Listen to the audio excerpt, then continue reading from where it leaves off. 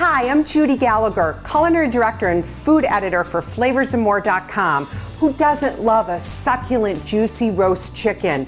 I'm going to teach you how to make a guaranteed, foolproof, flavorful chicken, and you need to keep this in your recipes forever. You're going to love it. First, what we're going to do is we're going to use about a 4-pound chicken. What I've done is I brought it back from the store, washed it out well, and now I'm going to make a seasoning and fill the cavity.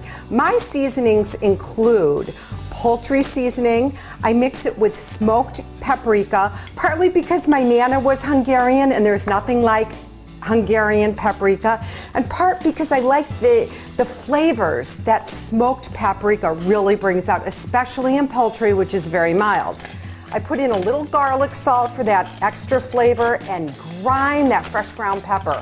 Hey, here's a tip for you. Don't ever use the pepper in a can. It sits already ground, sometimes up to 7 years in a factory. We don't want that, right? We want freshness and goodness every time. Now watch this. I have fresh leeks.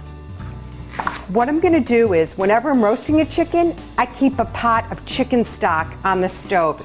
I'll get back to that in just a minute, but throw those bottoms from those leeks right in there. I'm going to take my chicken. It is very important to season the cavity because that's where all the juices are going to flow into. We're going to rub the entire chicken. Now, why am I wearing a glove, you may ask?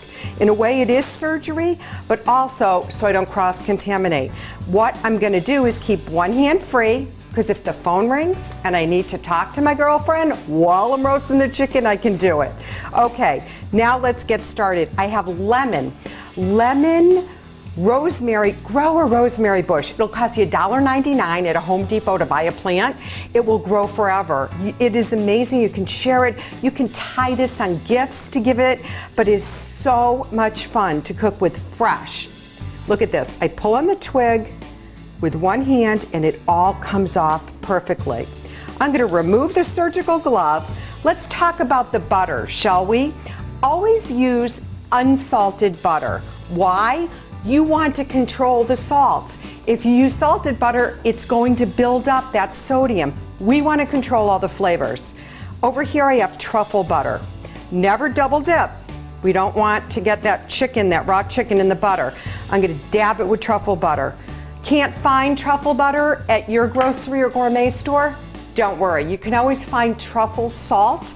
So what I want you to do, and buy truffle salt in a small bag so it doesn't lose its potency, sprinkle it in with the softened butter. It's gonna be perfect, but you can also just use regular butter.